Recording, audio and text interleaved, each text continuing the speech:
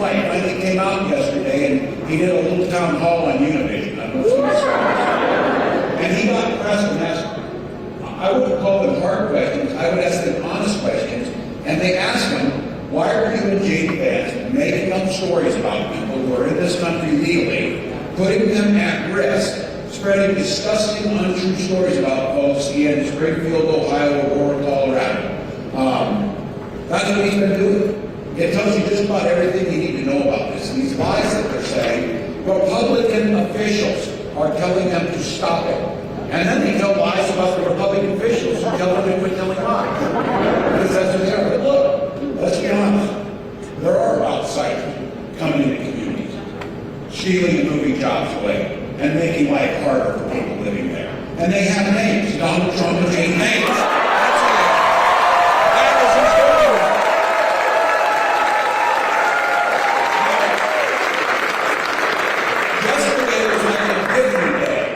Back a couple weeks ago, we had a little debate in New York City, and I asked the simplest question that you could ever be asked as an American. Did Donald Trump lose the 2020 election?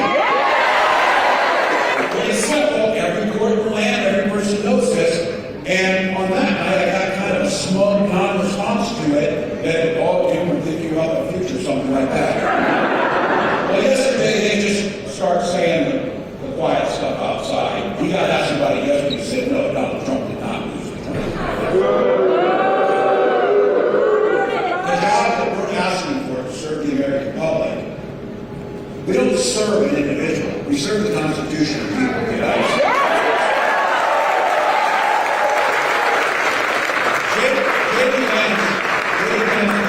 His field is to Donald Trump, not the people of this community or any community across the country. Here's the good news. He is never going to be vice president.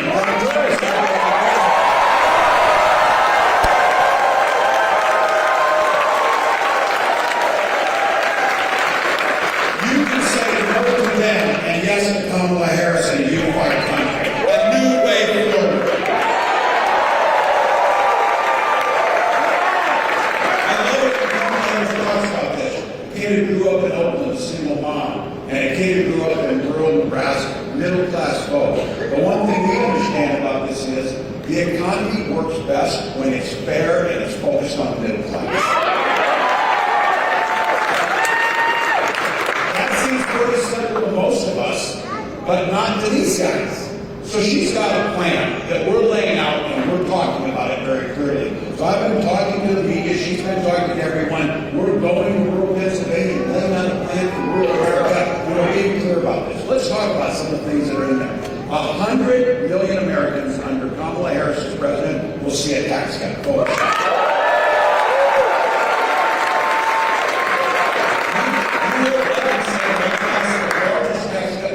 History. Not for the rich, but for the middle class. They didn't make that.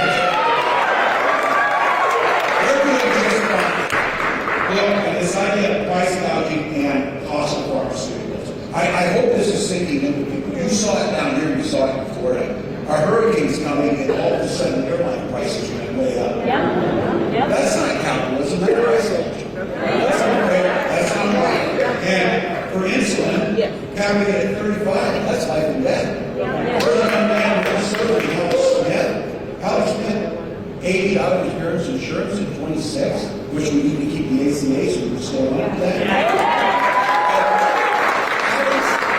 Alex started rationing his insulin, and he ended up dying from it. And his mom had to come to the state capitol and say, I will not leave here until we fix this so nobody else loses their son for a $35 of medicine that costs $5 to manufacture.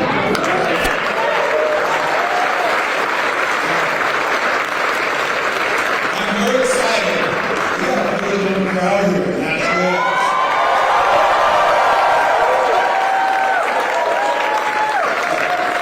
Those of you that look like me, that's Sarah and Greg, I will tell all of you, though, you don't start really thinking about Medicare or Social Security until you see what it does. The greatest anti-poverty program this country's ever seen. And Kamala Harris put forward a proposal here a week ago that is transformational. Medicare, when you get to be 60, you start paying attention to Medicare, trust me. Because healthcare costs in bankrupt. But Kamala Harris put out a plan that says, you know what, especially for rural communities across this country, Medicare will start paying for home health care services.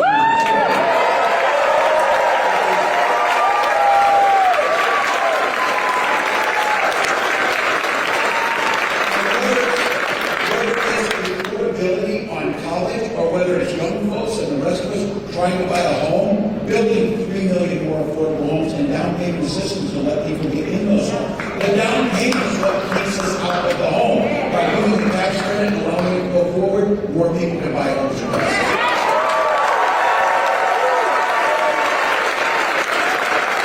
most of you want your own boss, $50,000 tax credit to start your own business.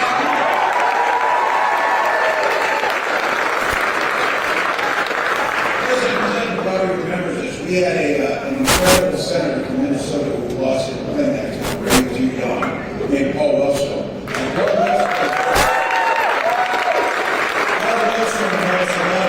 Paul Wellstone simplified the economy and made things so clear to this with the saying he had. He said, it's just simple, folks. We all do better. We all do better.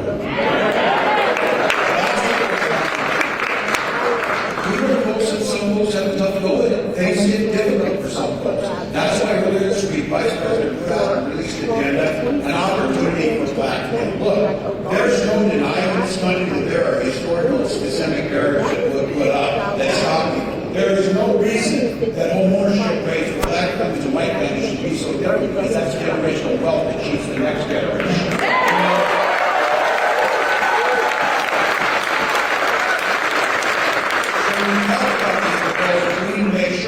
The housing and all that, but specifically targeting access to capital for black entrepreneurs to start their own business.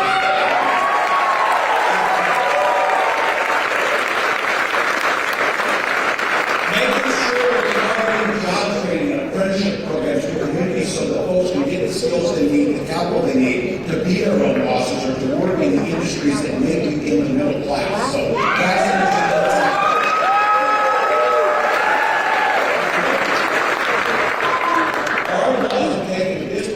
impact on certain communities, and certainly the black community. Laws around cannabis have disproportionately impacted and set back folks in those communities. So, when we as Minnesota talk about this and Congress talks about the country, legalizing recreational cannabis, but make sure that the community was willing to take on the impact gets the first shot to make money.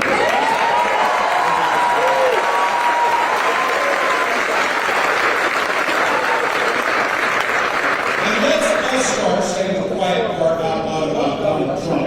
But J.D. Vance said, J.D. Vance is the one who said, this is the voters want to elect a racist party. I didn't say he said it. Well, look, when Donald Trump was talking about bringing back stop and frisk policies and things like that, those are harassment that went on to the black community, specifically black males, and put a disproportionate number of them into incarceration and sent back an entire generation. We are not going back.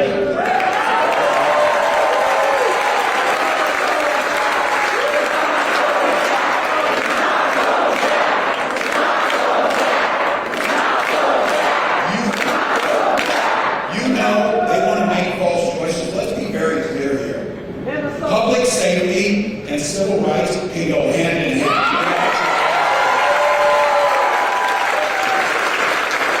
And let me be fair, not everybody thinks the same way we do, and Donald Trump and J.D. Vance have a little bit different ideas. And I'll tell you what, they know exactly what they're doing with Project 2025. I was telling President Clinton, Donald Trump today is coming out, he's pretty worried about this. He said, no one's associated with Project 2025 will be in my administration. Every damn one of them. J.D. Vance, I don't even know what that is. He wrote the forward to the architecture. I've never written the forward to somebody's book, but if I did, I should have helped them. So look, here's what's in that thing. Here's what's in it. Take away the Affordable Care Act. And look, this is the time now to talk to your neighbors, talk to your relatives. Whoever it may be. We all got them. But they will tell you,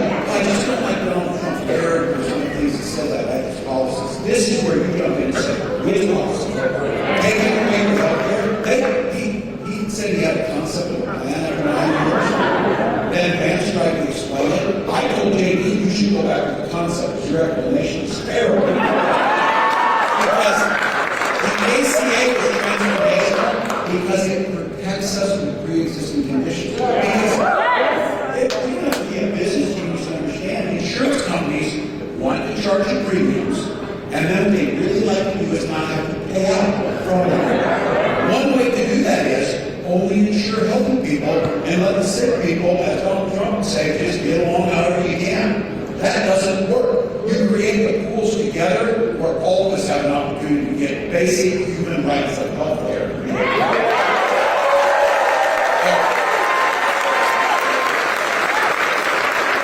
Donald Trump also a Ponzi scheme. J.D. Vance said it was the impediment of a roadblock to fiscal sanity. Social Security doesn't add to our national debt, and we damn sure pay into it. So when my dad dies when I was a teenager, I got a little brother in elementary school, a stay-at-home mom.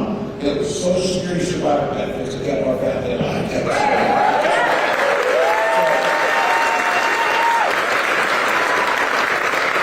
So look, and this is a tough state, but we know how to do this stuff. So when they tell you to pull yourself up by your bootstraps, they haven't had to do it. We just didn't have any boots. So Social Security needs some boots. I guarantee you, if I would have had $400 million, I would be in better shape than he is.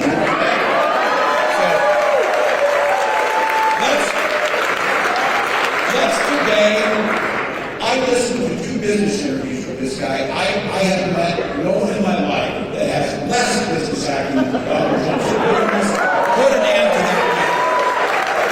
Because this guy is trying to convince the entire world, because nobody, even JD, believe it, gives tariffs or a sales tax on everything we buy that will cost your family $4,000. Don't let him skate by and say, oh, China will pay for it. Yeah, just like Mexico will pay for it. So be very clear, he doesn't know business, and he damn sure doesn't know the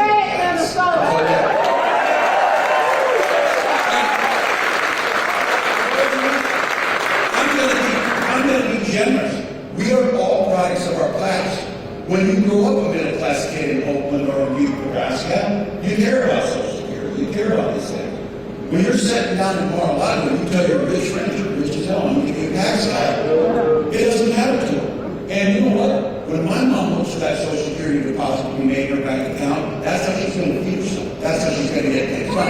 He doesn't give a damn if his Social Security check comes or not. So let's be very clear. If any of our relatives or anyone gives us this, if they tell us, well, Donald Trump's understand this, that's bullshit. He is not understand.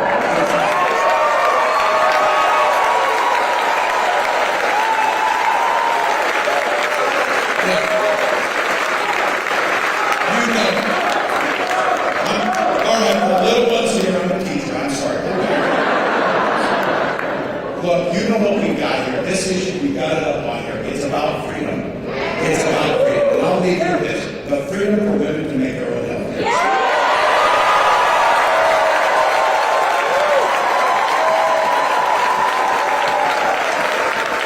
The freedom to drink clean water and breathe clean air. And I say this as a teacher and as a parent. The freedom to send your little ones to school in their best clothes so they can go learn and be kids and not be shot dead in their classroom.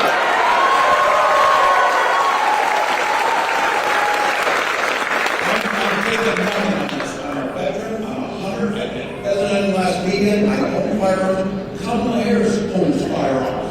This might be, I don't know, this might be the first time that both Democrats on the take their gun on us right now. Time that the guy on the other side can't pass a background check because that's felonies.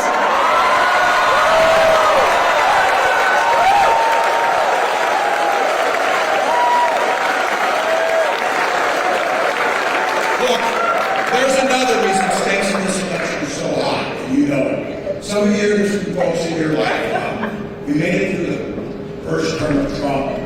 We could probably make it through another.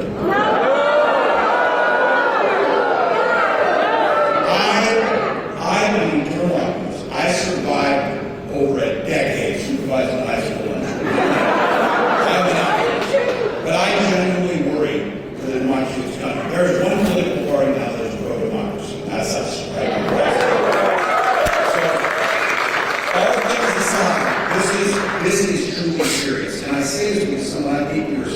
Colonel Mark Milley. He was the chairman of the Joint Chiefs of Staff, top military official under Donald Trump.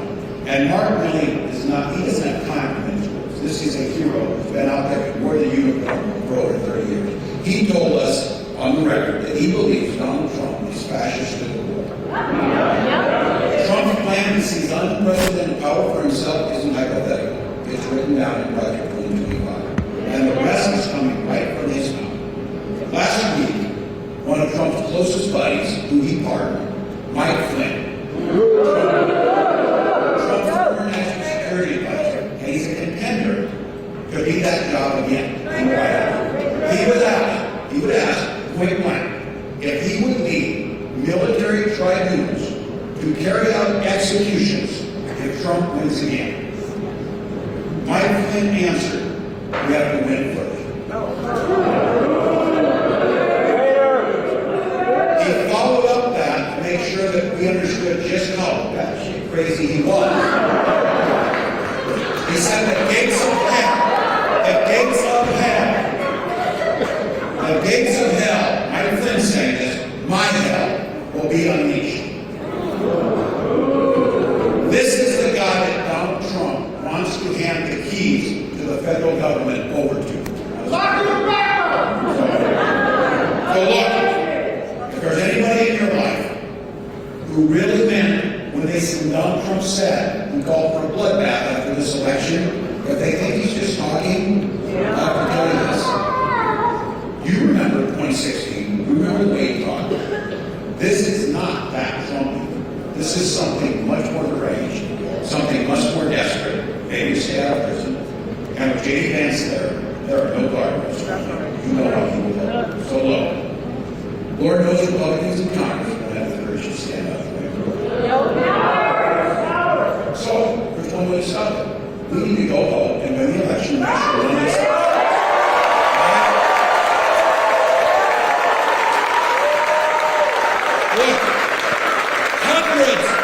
hundreds of Republicans out with Kamala campaigning. Who would have ever thought we would see Bernie Sanders, Dick Cheney,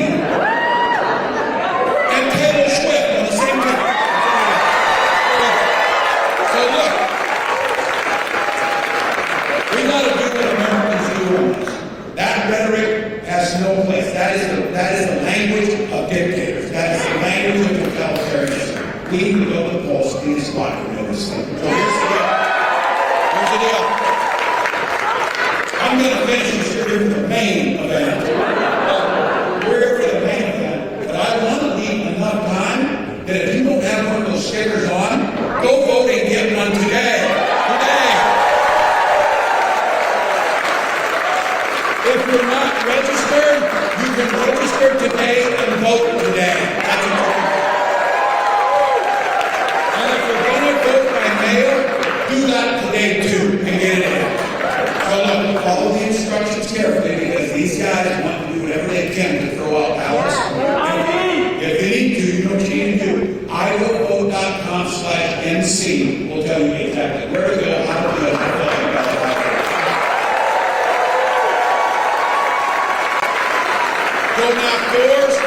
Go knock doors, go make phone calls, talk to your brother, tell him to quit voting the other way. If you want to, CamalaHarris.com, give a buck or two, knowing that in these battleground states, it lets us build out and get Here's the thing. I'm going to turn it over to somebody whose accent might be closer to yours. It's from the South. Speaking like a Midwesterner, it's from the South. A governor, someone who understood small town. And I will say this, as someone who named his daughter Hope, the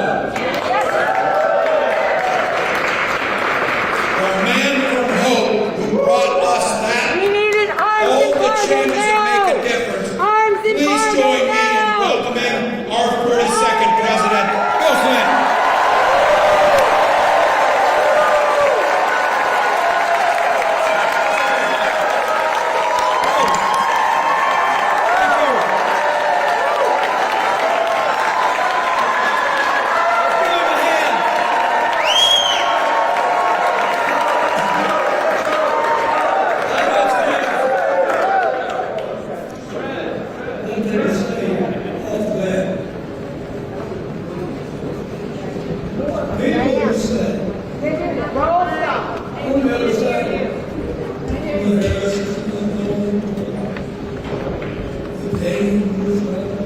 No, we can't hear you.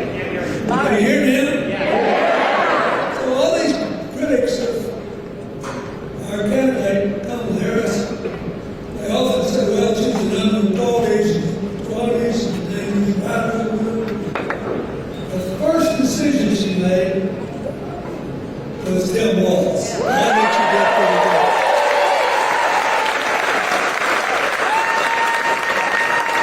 It says a lot about what kind of president she'll be.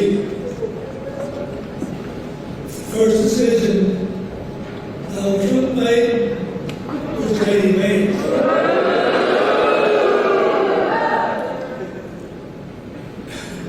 We're now in find countless courts full of judges, many of whom Trump appointed, to say, no, he didn't lose in 2020. We love Hillary. Poor baby, the whole thing is good.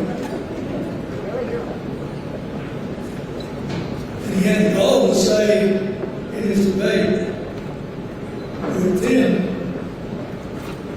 that he didn't want to destroy the health care bill with its protections for people with pre-existing conditions. He was just trying to make it more sound. That was a whopper. And there are probably 30% of the people in this audience, maybe more, who have family, certainly friends, who would be affected if we got rid of the protection against charging people with pre-existing conditions more. That reason alone should be enough to defeat the Trump ticket in North Carolina or America.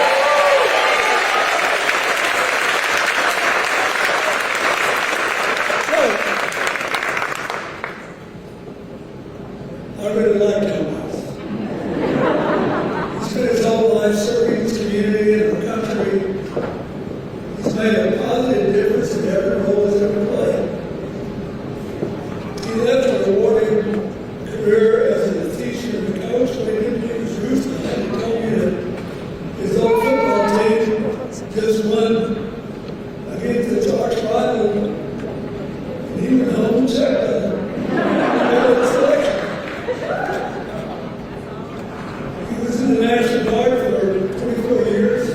He represented the rural congressional district that had elected only one other Democrat in more than 6 years. They trusted him. And after he flipped the blue, he proved that you can compromise without compromising your values to make the system work again. He worked across the aisle on the farm bill and veterans issues. Aren't you sick of all this bad-mouthing, slamming talk?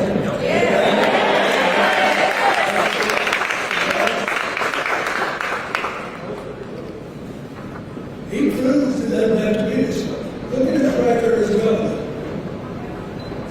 He's done unbelievable things for working families, especially for those that have children. He's given the biggest tax cuts in Minnesota history, paid leave, free school meals.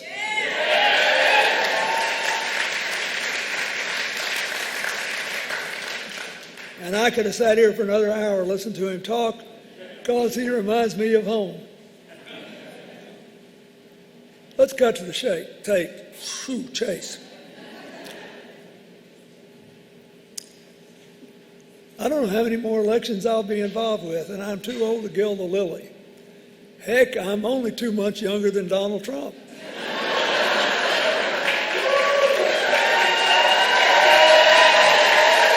But good news for you is I will not spend 30 minutes swaying back and forth to music.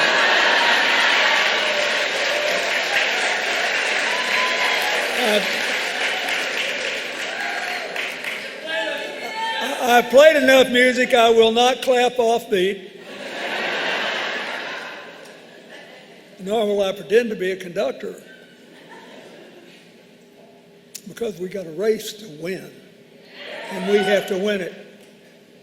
I've been doing this a long, long time, and I can honestly say that this time I am not here running for anything anymore except for my grandchildren's future. Now, you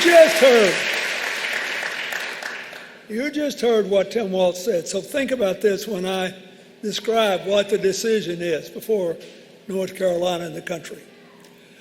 A presidential election is just a great job interview for the most important job in the world.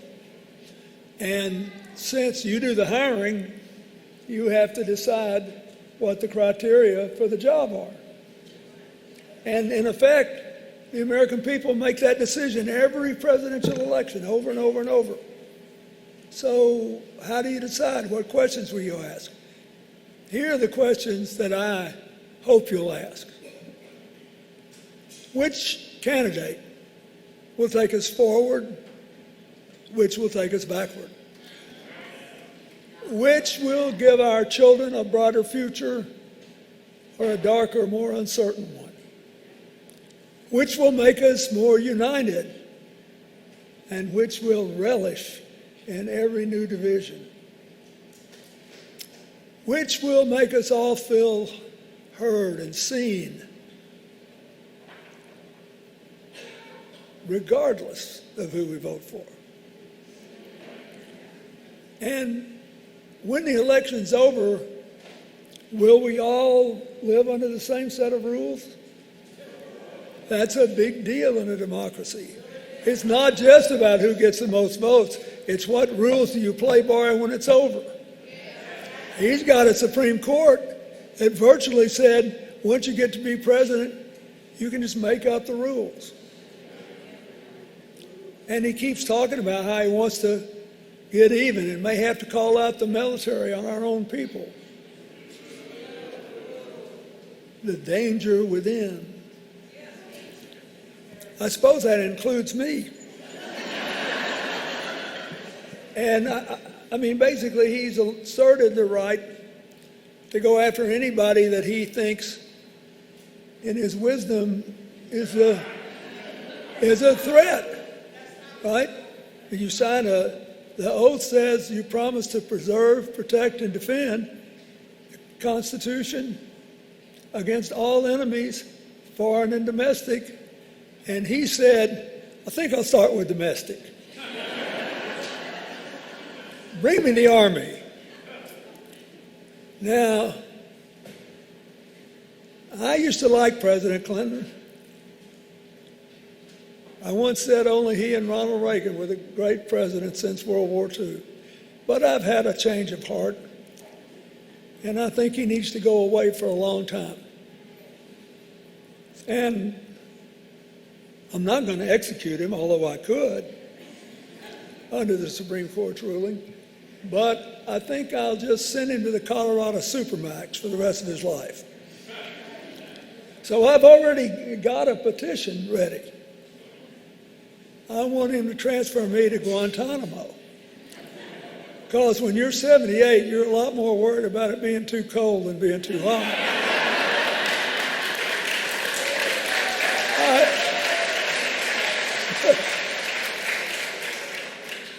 We're laughing about this, but let me tell you something. Being president is a sacred duty. And the sheer joy I had every day, I'll never be able to repay all of you for.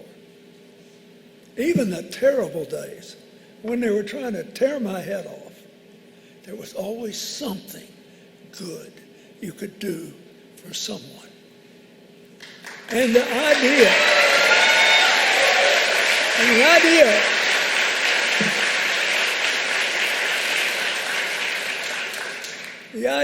that we should give in to grievance and resentment and score settling. You know, even my mother used to say that my greatest weakness as a politician is I could never remember who I was supposed to be mad at. But when you get a job like that, you are supposed to do your best to be fair to everybody and try to do something that's good for everybody. That's what the job says. That's what the Constitution says. That's what you mean, I think, by forming a more perfect union. It doesn't say, we the people of the United States, in order to take up sides and bash the living hell out of the other side and tear them to pieces. It says, we are supposed to form a more perfect union. And I can tell you, and I know both the candidates pretty well, I think Kamala Harris is the only candidate in this race who has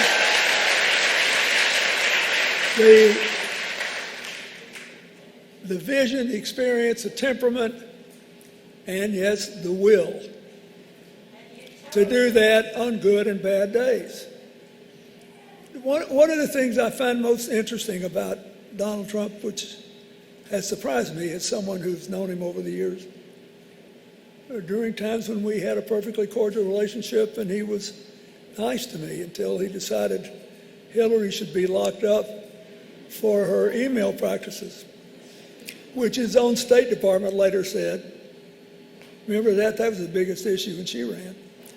His own State Department later said she sent out exactly 0 confidential emails and received exactly 0. And somehow he was able to make that the biggest issue in 2016. But anyway, he now makes us all listen to his personal grievances and these kind of crazy conspiracy theories. And his buddy Congresswoman Green the other day said that the deep state had now perfected the ability to direct tornadoes and hurricanes, remember? So that instead of what usually happens is that eastern North Carolina is hit, western, more red North Carolina was hit, as if we did that on purpose. And they want people to believe that. I remember when I was a young man, I fell in love with Thomas Wolfe's novels, and I read all of them, and I couldn't wait for the chance to go to Asheville. And it is a beautiful place, you know. And when I was younger, I played that Grove Park Inn golf course that President Woodrow Wilson played. The idea that anyone would willfully destroy a treasure like that or hurt people in a part of the state or the nation because of their politics is appalling. But I am sure now there are people who believe it. What happened? We lost our local newspapers, we lost our locally owned radio stations, and everything was supplanted by the most extreme social media sites and our friends on Fox News. By the way, she did a good job with Brett Baird, didn't she?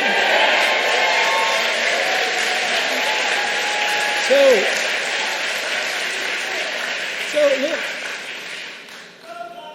one of the things that bothers me is that when somebody starts grinding on somebody else and saying how bad they are and how awful they are, they never really tell you the full story. Certainly, Mr. Trump doesn't. And he doesn't have any plans. This is the most important thing for you, to actually solve the problems that he moans about.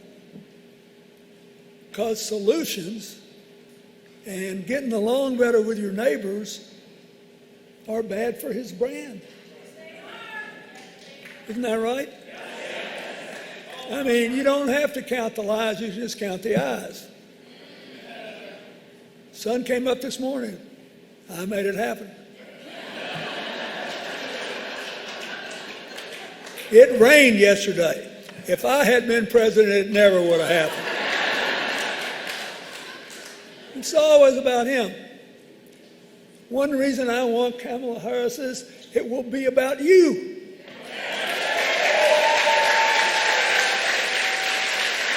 Number 2, Kamala Harris wants to go forward, not backward. She doesn't want to waste any time talking about all this stuff that we can get a lot of laughs about. Look at inflation in the economy. I know a little something about this. I did have that job for 8 years, and we had the longest peacetime expansion in history. We had the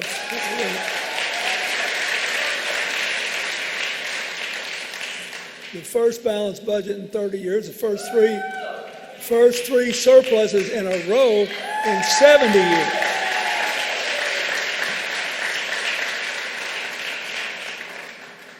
I was pretty tight with the dollar. We paid $600 billion down on the national debt. But you got to know when to invest, when to save, and you can't pretend that all spending is the same. If you look at the candidates' plans, the Trump plan is more than twice as expensive as the Harris plan, and it will help way less than half the people that the Harris-Walz plan will help, because their plan goes mostly to help already wealthy people and big corporations who both don't need it and won't necessarily invest it in what does work, which is growing the middle class and giving poor folks a chance to work their way into it. So why aren't we voting for the Democrats? Well, a lot of people say, well, there's been too much inflation. That's right. When COVID happened and the economy of the world shut down, it broke the supply chains. And when the supply chains are broken, then the demand for goods for a while is much higher than the available supply. When the demand's here and the supply's here, the price forces a raise. It happened everywhere in the world. Now what happened? The administration, President Biden and all of his economic team and Vice President Harris, they've been trying to get the inflation rate down, and it's been going down for 3 years, and finally the Federal Reserve has lowered interest rates, which is going to drive it down more.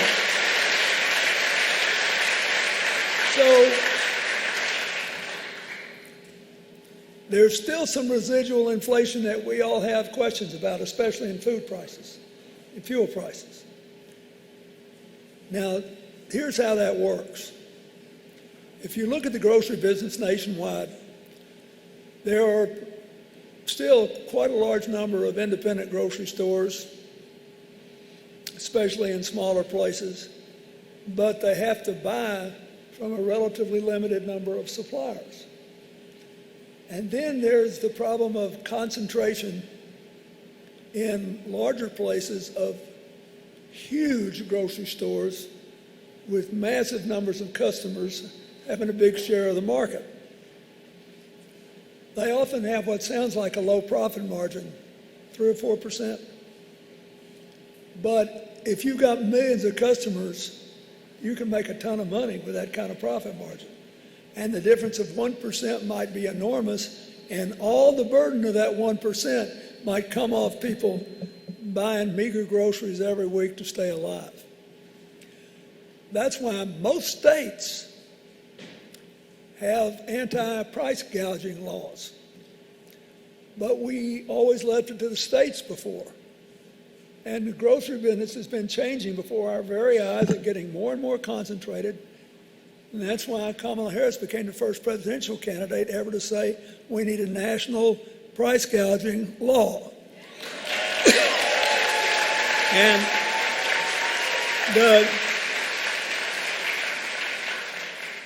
Bob Casey, the senator from Pennsylvania, has already introduced one.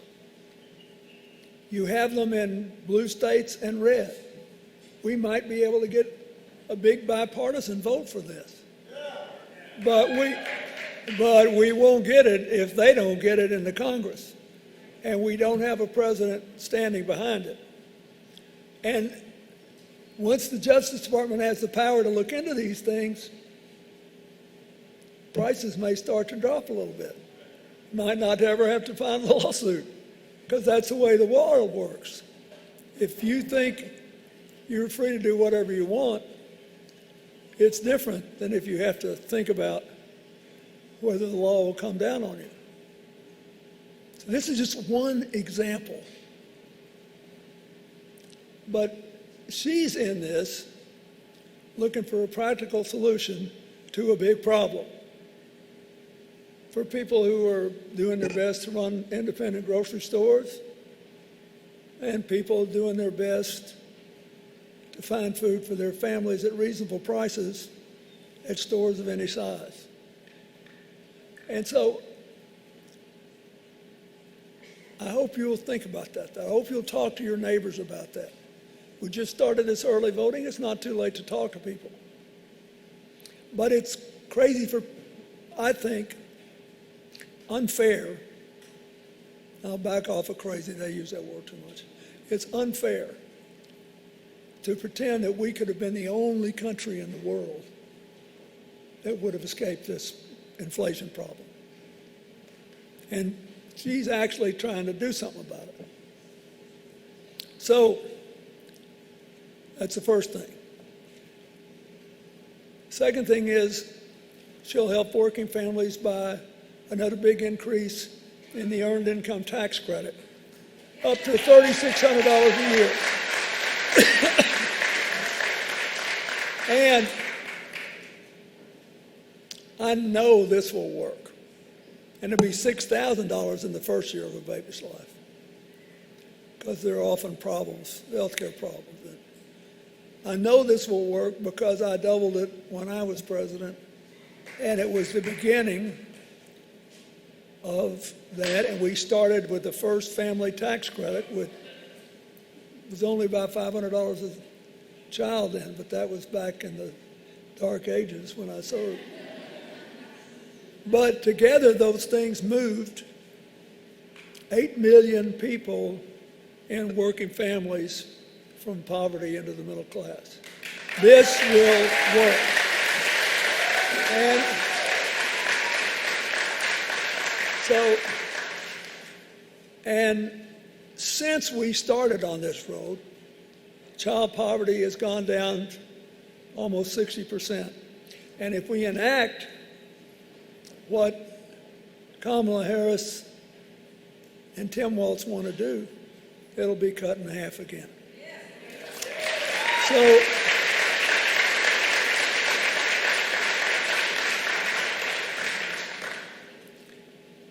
the guys on the other side talk a lot about family values. But I think how your children live, eat, get medical care, and handle the responsibilities that they impose upon their parents, I think those are very important family values. So what does Donald Trump want to do? His economic plan basically amounts to more tax cuts for the ultra wealthy. He does impose tariffs across the board. And all the surveys show that that's kind of popular because he sounds like he's zapping foreigners. Here's the problem. If you double tariffs on stuff that we don't make here, but you have to buy, all you're doing is raising the price of stuff we have to buy. Doesn't create any jobs for anybody. It doesn't start. It's not like the CHIPS bill, where President Biden got the support to start manufacturing computer chips in America for national security and economic reasons. This is just stuff, anything. Buying pencils for your kids to go to school with, whatever. If you do that, it amounts to a sales tax on every family. These tariffs will hurt lower and middle income families the most because most Americans spend a larger percentage of their income on goods and services, the very things that we don't produce here, than others. So the economists say Trump's would cost middle-class families about $4,000 a year. And by raising the price of essentials like gas, medicine, and prescription drugs, which also he wants to do, it'll become worse. Please talk to your friends about that. And then there's the jobs issue. You know,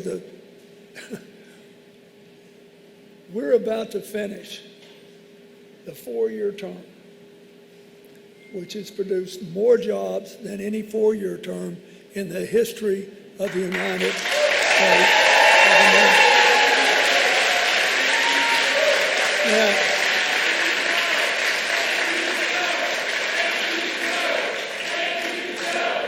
and it's kind of rich hearing Trump talk about how bad the economy is under Biden when he's the only president to lose more jobs than were created since the Great Depression.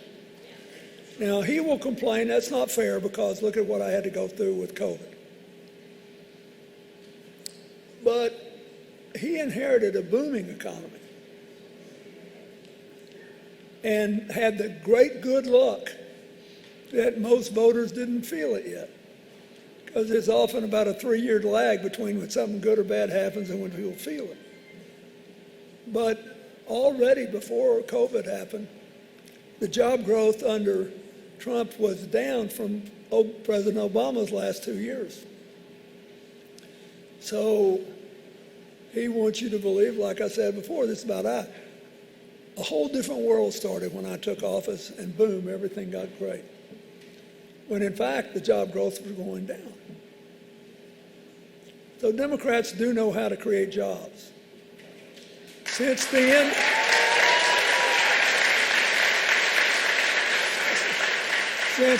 of the Cold War, about 51 million new jobs have been created by the private sector, 50 million under the Democrats.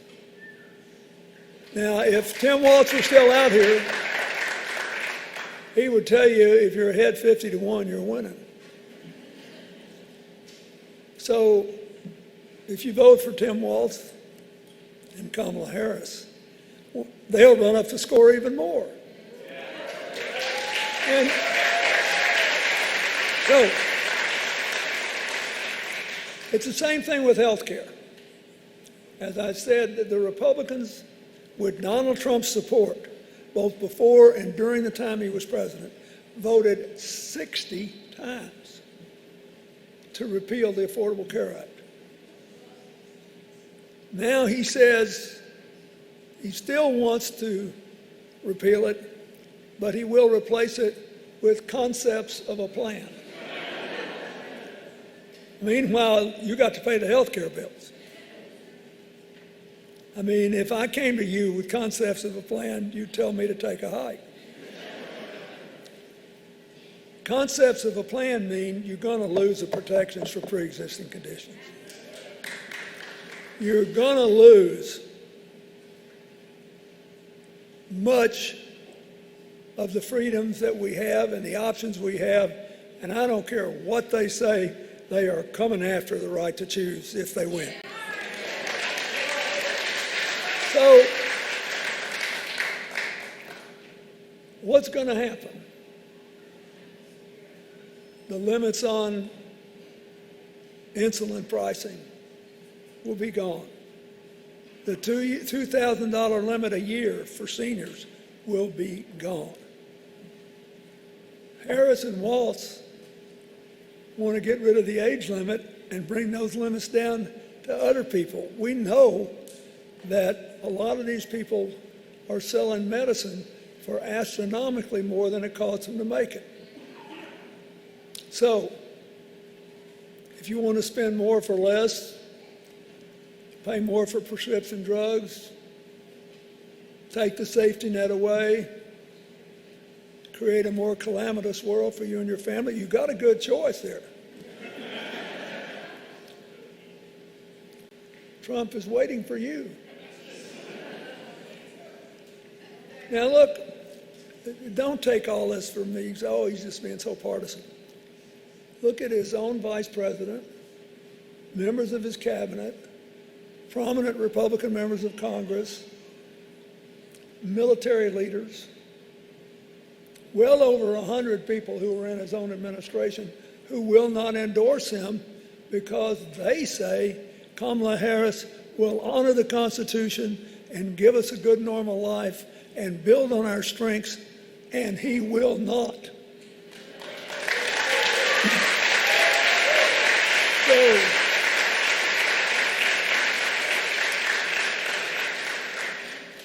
he wants 4 more years of chaos, 4 more years of the blame game. We want a leader who will take us to buckle down, to solve problems, to seize the opportunities, to give us a stronger middle class with greater ability for more people to work their way into it.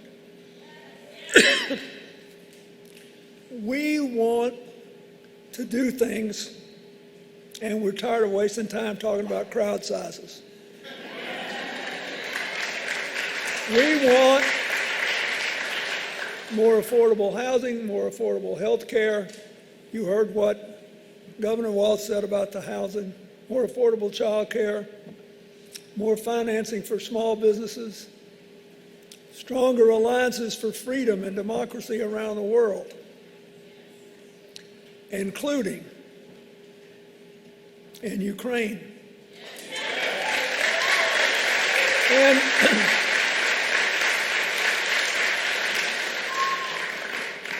we want peace in the Middle East that secures Israel's future and gives the Palestinians a right to a homeland.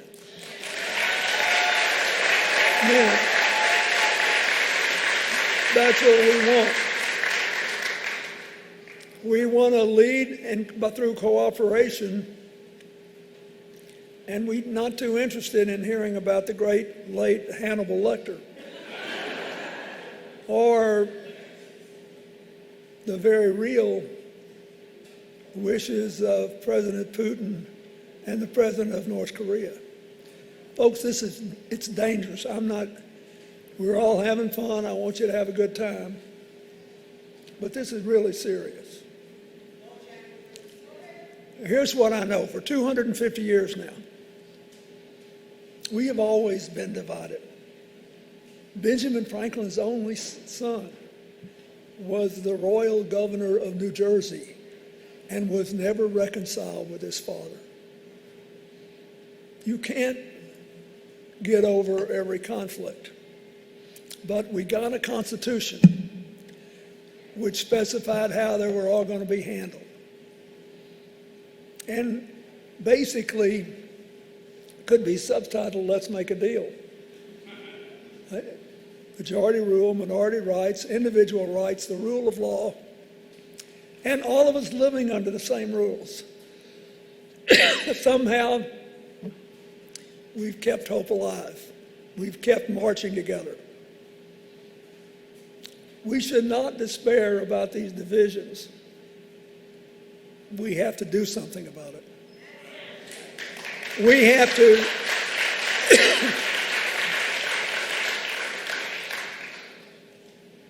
that's the chance we've got again now. We ought to reach out a hand to our neighbors, those that agree with us and those who don't.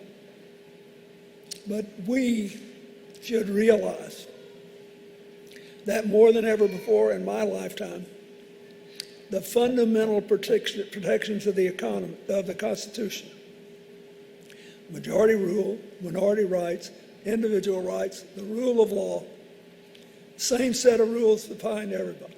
Those things are in great danger.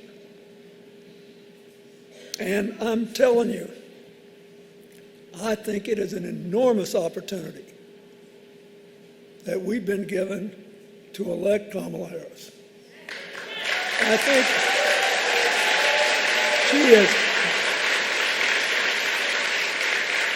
she is clearly up to the job.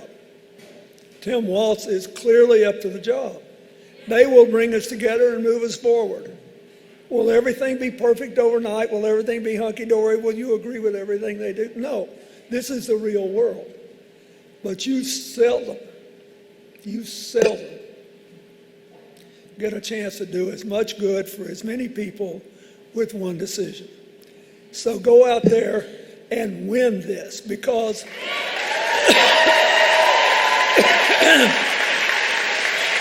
your country needs you. Your families need you. Future generations need you. So, starting today, all those people to one-stop early voting. And take advantage of the chance to vote early. And then spend the rest of the time all the way to election day taking other people to the polls. This election,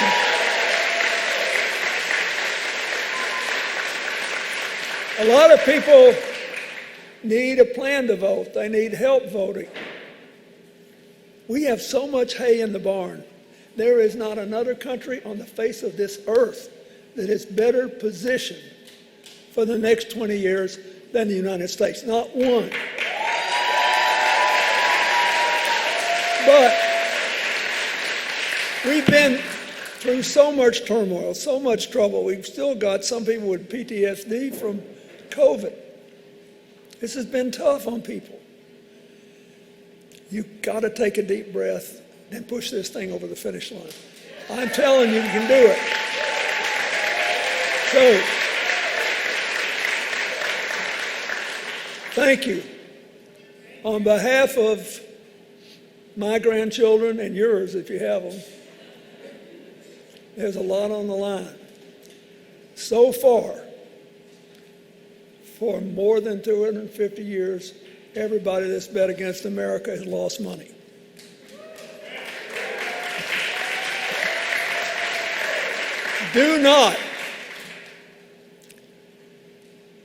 Don't let them down. Don't let the future down. Don't let the kids down. Don't let the prospect that we actually might learn to live together and learn from each other and have fun again with our differences instead of killing each other over it. You can do it. And I think you will. Bless you.